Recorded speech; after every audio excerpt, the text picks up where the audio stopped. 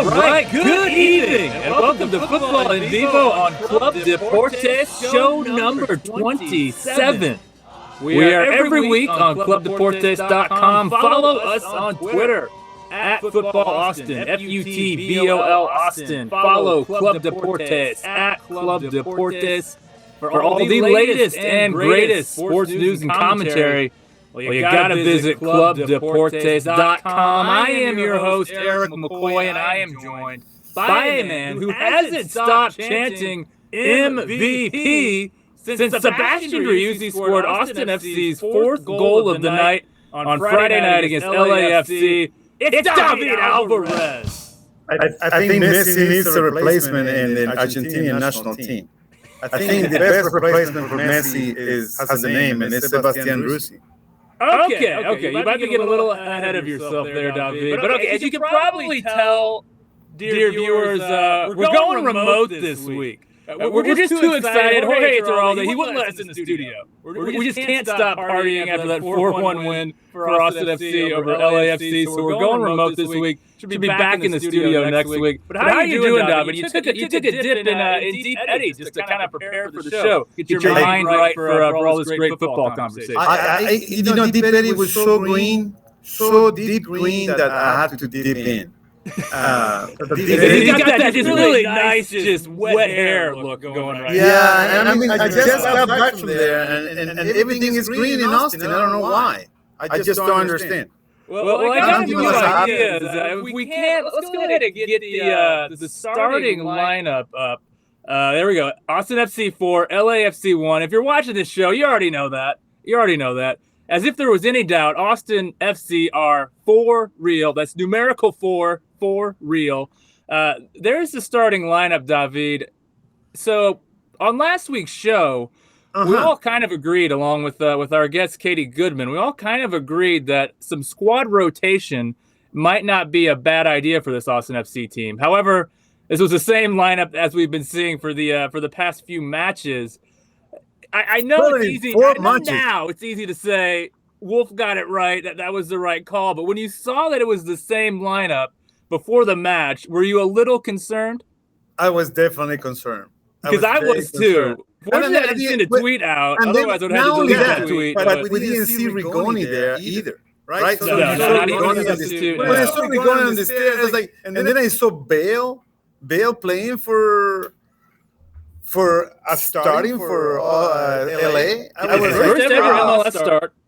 Yeah, it was a little disconcerting. And then Arango, I mean, with all the goals that he had, Chicho Arango was like, and then he ended up being way better than Bale. But that's something else. That's something later on the show. We're going to get into Bale and Bale. Yeah, definitely.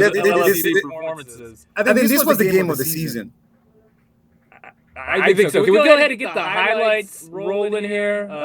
Beloved producer that we have running the show here. Here we go. So this is how it all began. Now, it's interesting. So the first half of this match, I actually think, right up until Fagundes has, and we'll get to it in a second, the free kick, but I thought it was a little choppy. A little... We talked in the game, before the game, that the errors would be what would decide the game. And that's what happened. That was an error by the defense of a foul on Driussi, right in that area. Right, and number 3, right? He was totally. He should not be playing. That number 3. I mean, another Colombian, but defender. But he really was not on his day, and he should have got a red before that. Yeah, there was some questionable refereeing, and we'll get into it because this was a golazo. That's a Fagundes classic. It's already a Fagundes classic, which makes the difference in the game. Nothing the goalkeeper could have done there, right? For the first time in a long time, Austin does not start from the back. We don't go from behind. So that was a big hit. And this became like an error by Bale. Bale gave out the ball, and Lima just crossed it. And Urruti scored a golazo with a header, which he has been practicing. He has been practicing and been so dry lately, and it was a concern. But he had been practicing that shot. Yes, had scored since July 13th, as I had brought up on our past couple shows. But yeah, look great there. And yeah, not often do we see, or rarely do we see, just in his entire career, a Rudy scoring with his head. But man, you wouldn't know it from that finish, would you? And Lima's getting so much credit for that shot too, and then Bale's error. Deservedly so. That was an outstanding. You see Urruti putting some pressure, and at the end there's 2 errors by LAFC, 2 errors, and Urruti got it back. And without looking, Rudy starts that attacking movement with his back pressing there, and then finishes it with the goal. But Alex Ring, I gotta give all credit to Alex Ring because he got the ball first. He got that ball, give it to Urruti, and then Urruti followed through and he finished without looking. But that was a big error by the 2 LFC defenders. And I think this is like a classic Fagundes. And oh my God, MVP! You turn around, you give a pass to yourself, and then you set up a beautiful cross. Nobody does that other than the MVP. Yeah, Fagundes to Driussi. We've seen that a few times this season, haven't we? And it was not the only chance. He had several chances throughout the game that could have been scored. Like it was great save by the goalie. Later than that, a big header, like very similar set pieces, which I think set pieces is gonna make the difference on the errors too. So, but this Driussi definitely this tells everybody who Driussi is, and he should be our MVP. I 100% agree with you, David, and I don't think you're going to find any dissent, at least here in Austin.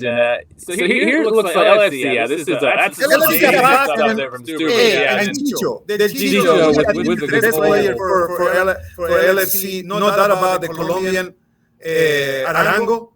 He is the MVP. He should be paid way more than Bale and Vela altogether because this guy is the real thing. Not even in the Colombian national team because he had another chance here. He goes all by himself. He kind of stopped a little bit there, and then he got the post. But he stopped just for a second. So you think he could have done more with that one? Yeah, he called a penalty. It was not a penalty. He just was well ahead of himself. But later on, he had another great chance when he pretty much dribbled 3 people from Austin FC and had another big chance. I mean, that dude is for real. I think he's the best player for LFC. And he certainly wasn't in this match. But okay, speaking of the best, David, best ever performance from Austin FC, is that fair to say? I think so. I think for LFC, not only for the team, but it reflects on Wolf. I mean, wow, coming out with the praise for Wolf early. I mean, I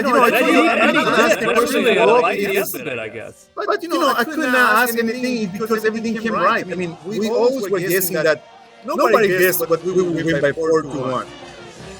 No, absolutely not. I think what was it? So I know on our last show, I actually predicted a loss for Austin FC. I believe Jorge Chavez did as well. You and Casey, I believe, at least predicted a draw. Yeah. So you were the most optimistic amongst us. But even you, Mr. Optimism, you couldn't go all the way with a win. So and that was the lineup.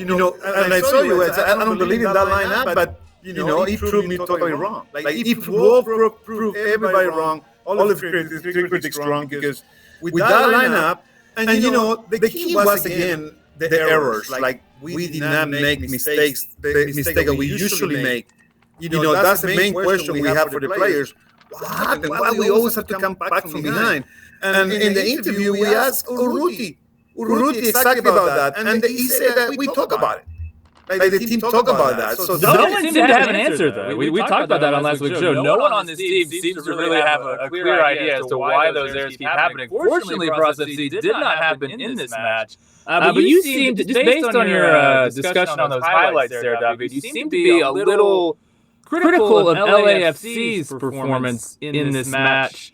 I have a question for you, David. Okay, go ahead. Did LAFC seem to lack motivation in this match? They go into this match 9 points clear of Austin FC, now 6 in that Supporter Shield race. They have still have a pretty big lead there. Do you think perhaps they weren't as motivated, like that Austin FC just wanted this match more than LAFC? And if so, does that take any of the shine off of this victory for Austin FC, considering their opponents may not have been as motivated as them? Well, I think action reflects what people really think, right? So There were so many. There were a lot of LFC fans at the stadium, not only on the supporter section. There was a lot. There was a whole bunch that came. There was a whole bunch all over the stadium, and some of them were nice, so they weren't. Like some were not nice. Did you have a bad experience in LAFC? Well, not personally, but some of my friends tried to congratulate him. Hey, thanks for coming to Austin and see the game. But they didn't want to give anything. They were pissed off about it. They were so pissed. Well, I mean, they ruined their team. They traveled halfway across the country to watch it. I mean, we were just trying to be nice to them, and they did not really like it.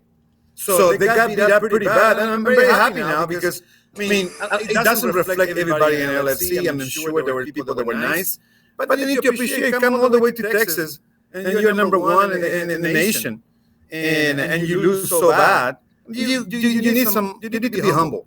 You need to be humble and get back. You got all the stars. You got all the millions of dollars, more than Austin does, and you have all the players. You have Cellini. You have Gareth Bale. You have Avila, you have Chicho, and now you got a new player from Real Betis, I believe.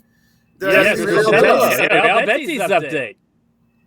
We have Real Betis update. Tello, a former Barcelona player, now is in LFC. So the team is loaded, but it's still losers. They're still losers. Still losers. Okay, I'm going to ask you this, David. Okay, so you seem to think LAFC not being motivated doesn't seem to have affected how you use Austin FC. And we talk about it like they needed to be ready for the game. Everybody needs to be ready. But I thought we were going to be more nervous because we're the freshmen, right? The freshman team in the league. However, they were the freshman team. The defense made all the errors that I thought we would make. But they made those errors. And I was so happy for that, and it's, I mean, especially like they were way too physical. They were way too physical in a game that did not need to be that physical. And that kind of took the game into the other level. I think they were not concentrated enough, LFC. And then we took advantage of it, and they paid for it. Yeah, that first half, LAFC seemed to be more interested in trying to fight Austin FC than they did with trying to play football against Austin FC. I think that might be fair to say. Okay, now this is the second time this season, David, that Austin FC have beaten this LAFC team. Can we say that Austin FC are a better team than LAFC? Well, you can say. I mean, we have two different, a couple of differents. Like Felipe Martins was playing, and Wolfito was playing too, very well in the first game in LA. So it was kind of a little different lineup that game, right? And Carlos on scoring a beautiful, gorgeous goal. Like I thought it was the number 9 forever, right? But yeah, we have beaten the team a couple times, so. Yeah, we're a better team than LFC, even though you want to say Austin FC, despite being 6 points back in the standings, are better than LAFC. Yeah, because they don't know how to play us. Okay. Yeah, I'm not sure I can go with you and say that Austin FC are better than LAFC. I don't know if I can go that far just yet, but I will say that I think Austin FC are actually a really tough match for this LAFC team. And that's for a couple of reasons. I actually think this Austin FC team tend to play a little bit better on the counter. Austin FC only 47% possession in this match. And I actually think when they can sit back in that 4-4-2 defensive shape, you have Driussi, you have Rudy up at the top, pressuring the opposition center backs, pressuring that number 6. Helen Acosta did not have a very nice time at Q2 Stadium on Friday night. When you have that going on, and you have this team playing the ball up to Ethan Finley, up to Diego Fagundes, into those channels on the counterattack. I think that really suits this team that we have seen Austin FC at times struggle when they have these big possession numbers, trying to break down a team that's sitting in a low block, trying to build from the back slowly, play a bunch of passes in their own defensive third. We've certainly seen a lot of errors happen when Austin FC attempt to play that away. I think in this match, when Austin FC won possession, they just immediately looked to hit it long and try and find Finley or try and find Fagundes. Or John Gallagher actually would drive forward with the ball instead of trying to play 1,000 passes in their own defensive third. So I actually think, going up against this LAFC team, I think it does suit a style of play that really works for Austin FC. And another thing I noticed, and maybe you noticed this as well, David, But Gareth Bale, Carlos Vela, not the most diligent of defenders when it comes to tracking back. There was a lot of space on the wings for Austin FC to attack into because the LAFC's their wingers just weren't interested in doing any kind of defensive work. Eric, I think you just touched base on the key of the game. I think Wolf was smart enough to keep the same lineup because he knew what the LFC was about to, right? It's going to be starting Bale, and it's going to risky. It's a risky situation because you have Vela, which is not that fast, right? He's not going to be able to. 33 years old now. So. Yeah, and then you have Bale, which is you only have. I mean, you have to say the first half, LFC have 2 shots on goal. Yeah, just 2 shots. 2 shots on goal. I don't think they were. Were they even on goal? I think they may have been off target. Just 2 shots. No, off target. Yeah, but there are only 2 shots on goal in the first half with that lineup with 3. Areola. I mean, Chicho, Vela, and Bale, and with all the billions of dollars, you cannot even have shots on goal. I mean, that was their mistake. I think LFC and good kudos to Wolf to read that because if I would have been LFC, I would have played more like Minnesota. I would have played more like San Antonio. I would have played with like physically, but like very fast. I would have a very fast. There was not much enough pressure in the first half against us. Yeah, I actually think there's almost. I actually think there's. Oh, go ahead. Well, I was going to say, I actually think there's almost no way LAFC will go into the playoffs with both Bale and Vela starting because I just don't think you can have those 2 guys on your wings. There was just so much space for Austin FC because neither of them did anything defensively in this match. But also, crucially, neither of them did much of anything offensively in this match. So Gareth Bale subbed off in the 60th minute. He only registered 2 shots, both of which were off target. Vela lasted until the 77th minute. He had 0 shots. So I ask you, David, just how impressed were you with the work of Austin FC's fullbacks, John Gallagher and Nick Lima? I mean, it's outstanding. I think they did a great job. They did a wonderful job. And thanks Gareth Bale by that error because the second goal was he gave us the ball. Gareth Bale just give the ball to Lima, pretty much, and then he almost touched the ball to Urruti, right? He just he made double errors on that one, but kudos to Lima, he's just doing the throw. Now people want to do long throw-ins around town. They say, hey, that's the Lima way. The Lima way. The Lima way, and that says a lot about the set pieces. How important set pieces are in these type of games. Yes, and I think Wolf highlighted that in the press conference. Yeah, he mentioned that, and it's actually true. In these kind of games, and Rutis said it in the press conference to us, right? The Futbol En Vivo, he told us that he felt like we were on a final. This was the final where the ambiance at Q2 Stadium felt like a final. He felt like it was a final because he had not scored in a while, and then he scored 2 goals, and just everything was just wonderful because. And it was a game that people watch all over the world, not only in Austin. Yes. Like people in Austin didn't even know about it, but they say, hey, buddy, I'm in Ecuador. Hey, congratulations for the Austin. I think a lot of people in Austin did know about this game. I mean, I think this was a pretty big deal. But yeah, there may have been a few less than cool people that didn't watch the game. 56 tried to watch the game, and I mean, that's great. That is great to see. But yeah, just kind of what you were speaking there about it really. I think that we've been to a lot of these games together, David. Have you ever seen this team play this just intense in a match? I don't think they've ever. I mean, and particularly in that first half. I mean, just every loose ball, they were ready to pounce. Yeah. They looked so focused, so intense. Have you ever seen them play this intense? Well, I think that was the best game I ever seen him. Really, Alex Ring was very consistent, very responsible for the second goal. He got there, he got back. He had a couple chances. Who was the best player for you in this match for Austin FC? I mean, for Austin FC, I think again our MVP, Sebastian Rossi, was everywhere. He has not only that beautiful goal that nobody can really do, but he had a couple chances to another header that he almost the goalie could have. Sorry to interrupt you, David, but I'm seeing some blasphemy on the screen right now. This is the MLS Team of the Week. I see Diego Fagundes. Good job with that, MLS. But where's Driussi? Where's Urruti? 2 goals and he doesn't end up.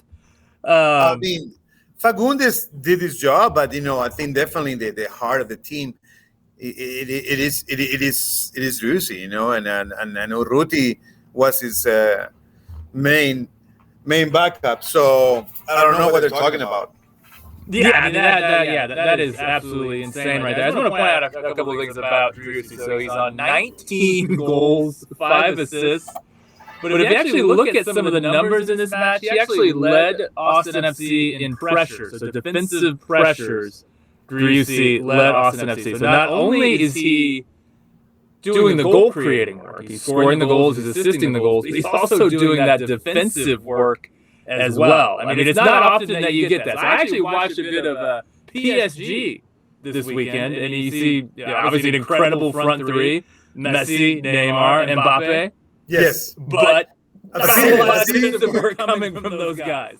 Austin FC, their best player, their superstar, Major League Soccer's best player. I think I can feel comfortable saying he does the defensive work too. I mean, that's how impressive. So are you trying to say that Driussi is making a bet, doing it better than Messi? No, this is all relative. I agree with you. I mean, what Driussi has over Messi, he should be in the national team. I think Driussi should be in the Argentina national team. I'm an advocate for that because, Messi is all good and everything. You know how beautiful he plays, but Driussi is younger. Is younger and do exactly what we're talking about. He can go back. He can go back and go get the ball. But Messi, he's older. It's just nature. Yeah, that is true. Age comes. Hey, Scaloni. I hope you're listening to me, my friend. Scaloni, I have some yerba mate for you, my friend.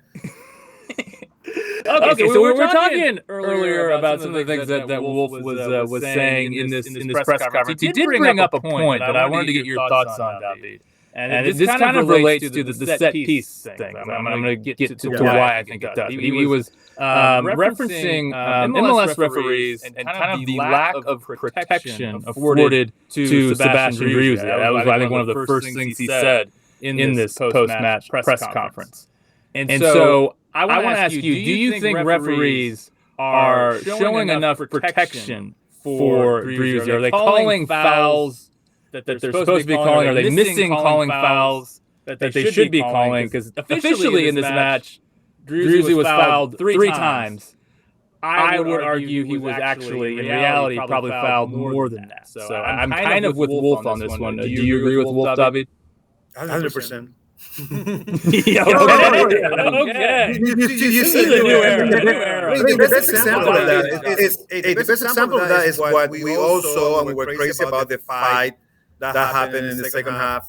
That it lasted for a long time, and then we saw Driussi and Fagundes and all of them being there, and then you didn't see any red cards after all of that. You would have seen a lot of red cards anywhere else in the world, but you saw barely. Did we see any yellow cards in there? I mean, this was such a hype. Yeah, I think there was I think Rudy got a yellow, and then the LAFC defender got a yellow from that. I'm not sure if anyone else did. But I mean, I do think there was, because this was such a high-profile match, and that was still relatively early in the first half, I think MLS really probably didn't want to have a red card to just kind of influence the proceedings there. Red card is a red card.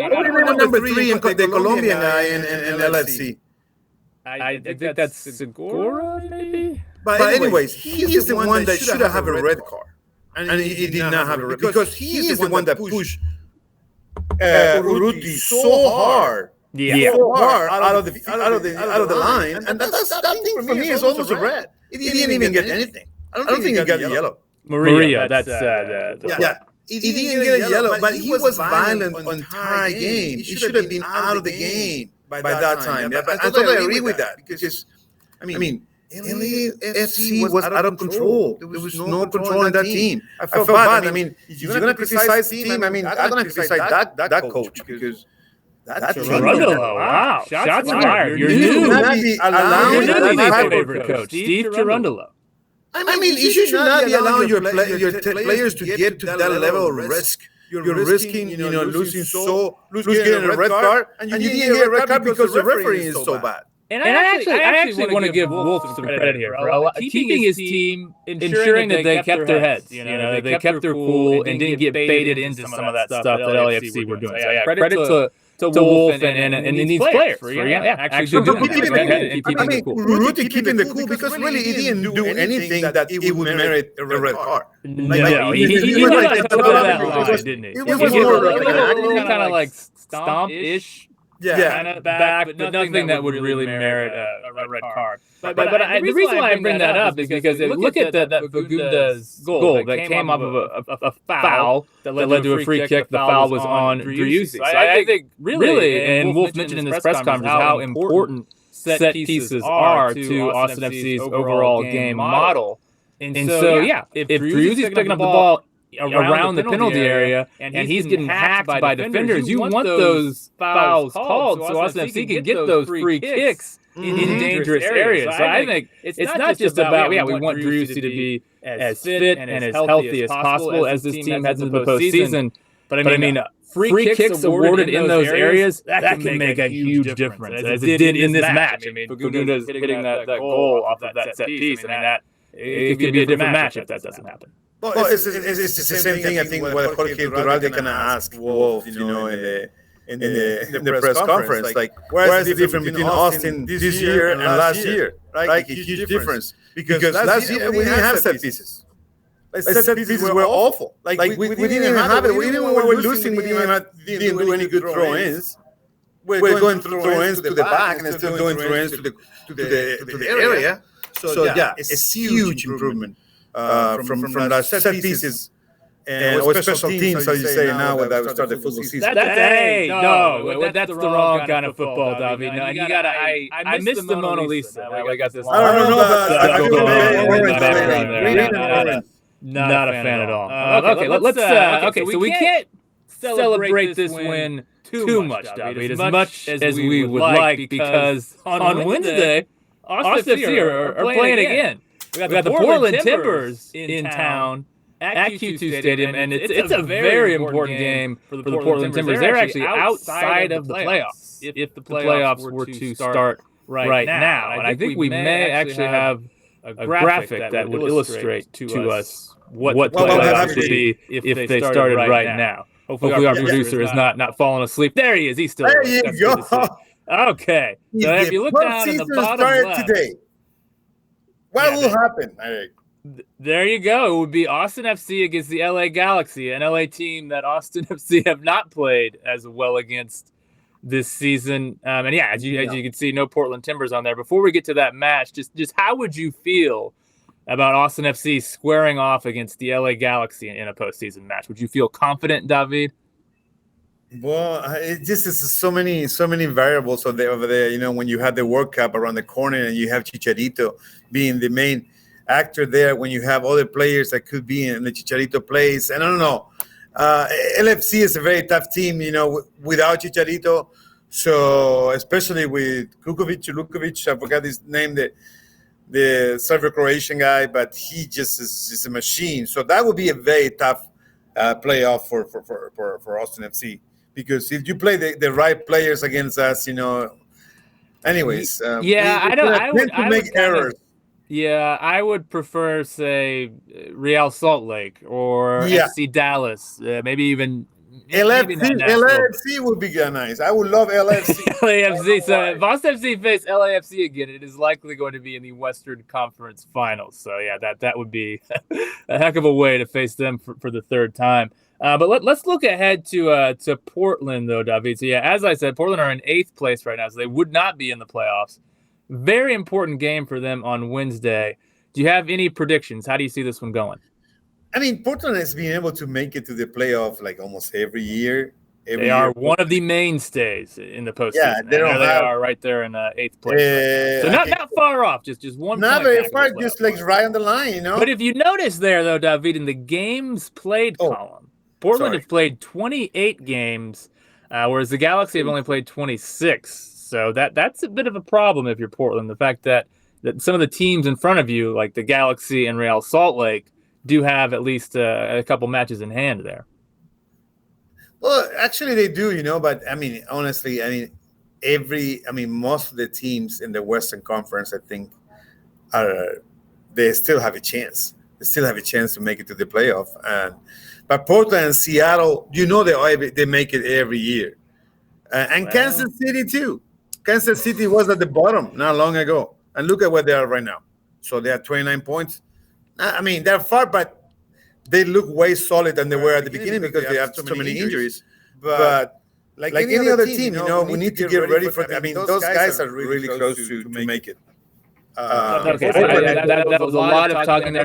Not your prediction for this match on Wednesday. No, I think we want to win that game again. It's going to be a 3-1. 3-1. Okay. I like your thinking there. I think. I think we're going to mix it up. I think they're going to ride the momentum. I think they're going to ride the momentum, and I think they will get a win. I'll go 2-1. I will go 2-1 Austin FC. Now, also in the press conference, and it's interesting. I think if Austin FC hadn't won this match, this would have been one of the first questions asked in the press conference. But since Austin FC won, it was kind of an afterthought in the press conference. But Rigoni, he apparently, according to Josh Wolf, he should be featuring this week. So I ask you, how do you want to see Rigoni integrated into this team? I mean, are you concerned at all? After he just played so well against LAFC, are you concerned that maybe introducing him into the team might throw off some of the chemistry, some of the rhythm? So how would you want to see him integrated? You mean Rigoni? It's like Rigoni, yes. That's but it's kind of doing trying to like the fact. It's like going a little bit back to the game, to the game with LAFC. So the coaches decided not to have Rigoni, even though he was totally fit and he was ready to play LFC. I'm not afraid to play LFC. But and the other side, you have LFC playing Bell. I think it's great. I think it's great that Rigoni will be able to be played right now, and they wait a little bit. Was smart enough. Many other coaches probably would have played him. Again, it's such an important team, but they hold enough because he still needs to know the team. He needs to play at least a couple weeks. He needs to be knowing the team, and I think that's going to be enough for them to know the team right now. So Rigoni is going to be a great addition to the team. I think it's a player that we need. I think he had a big connection with Russia already in Russia. So I think we will see him there. I think it's going to be a wonderful game. Like Q2 Stadium again. Yeah, it always is a good time at Q2. Yeah, I think for Rigoni, I think you kind of just gradually ease him in as a substitute. And if he comes in and starts banging goals in as a substitute, I mean, you may have a real wild card heading into the postseason. A guy that could really end up making a difference. This is a DP we're talking about here. But I would be slightly concerned about chemistry being upset. So I would just say substitute for now. And allow him to play his way into the starting 11 conversation. It's a gradual. Yeah. Don't do the Ronaldo stuff, in much. Definitely do not do that. Okay, speaking of Ronaldo, any more thoughts on Austin FC? I know we're getting a little long on time here, but I do want to talk just a little Premier League before we get out of here. Any more Austin FC thoughts? Well, I think the only thing we need to concentrate is now we have Nashville on the weekend too as well. Yes, two games before we greet you again, dear viewers. Yeah, Nashville on Saturday. But Nashville on Saturday, so it's going to be a huge game. I know a lot of fans are about getting ready to go there. That would be a fun trip. I wish I was getting to go to Nashville. I have a lot of fans that join Los Verdes, I believe, in Nashville. So it's going to be a great environment. I mean, we're going to see a lot of Verdes there in Nashville for sure. Yeah, most definitely. That's a brand new stadium. Reese Witherspoon is actually at Nashville's first match. Are you a fan of the Legally Blonde movies? I'm actually a big fan of her. Yes, she's a very good actress. Okay, let's be a lawyer, and you're blonde. You got a lot to overcome there, don't you? Yeah. So let's talk a little EPL. You said specifically before we started broadcasting here, David. You said specifically you wanted to talk Chelsea, and I didn't ask you why you wanted to do that. So I'm a little curious. Why were you?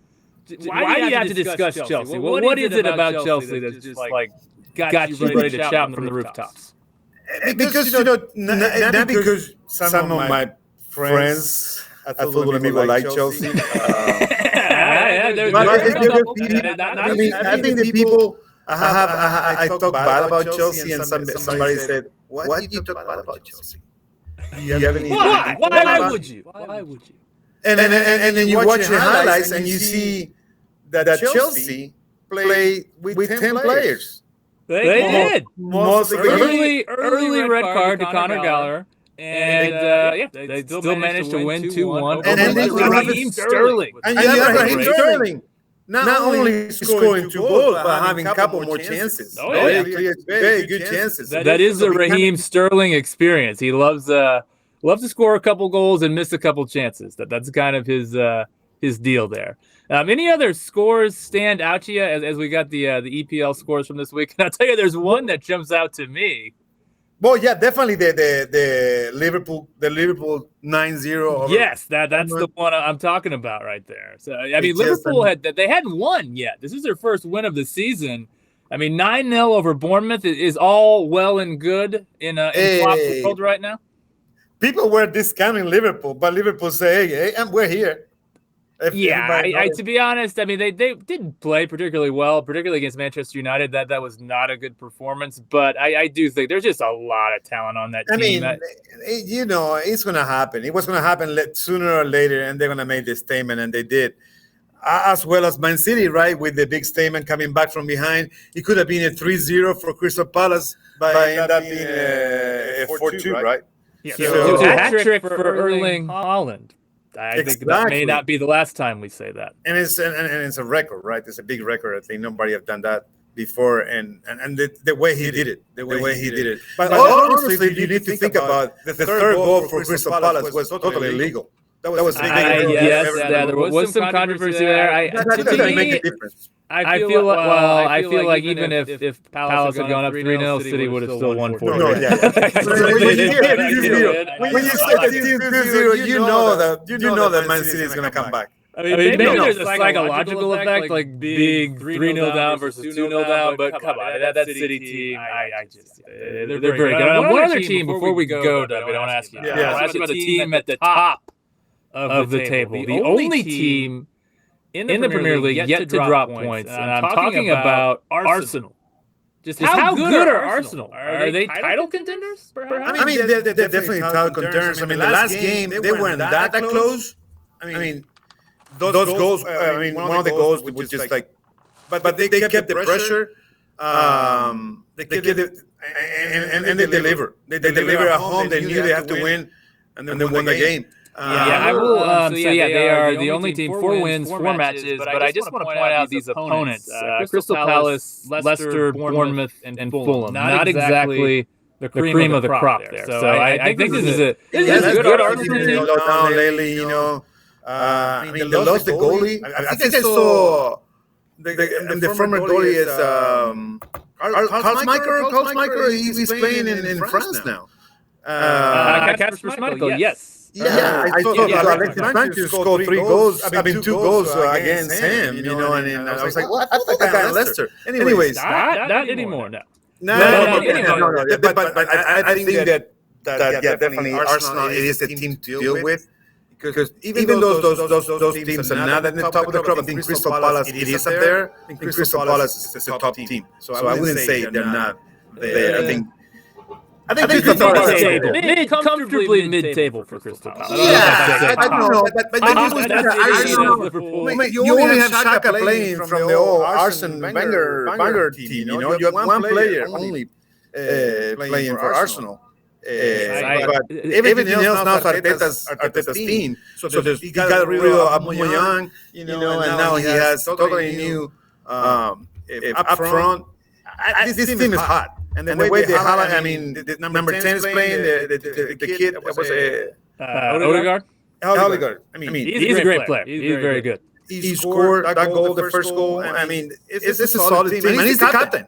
And he's a very young captain. Shaka used to be the captain. Now he's the captain. Big deal.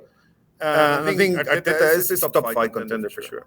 Yeah, I think to me they're not quite in the title conversation. To me, that's City, that's Liverpool still, despite a bit of a rocky start. I actually think Spurs. I don't sleep on Spurs. I think that is a very, very good team. To me, those three are up top. But I do think Chelsea, Arsenal, maybe Manchester United. They're showing some signs of life. I really like the Casemiro signing. Those will be the teams I think fighting it out for that fourth spot. Yeah, but you know it's going to be Man City and Liverpool.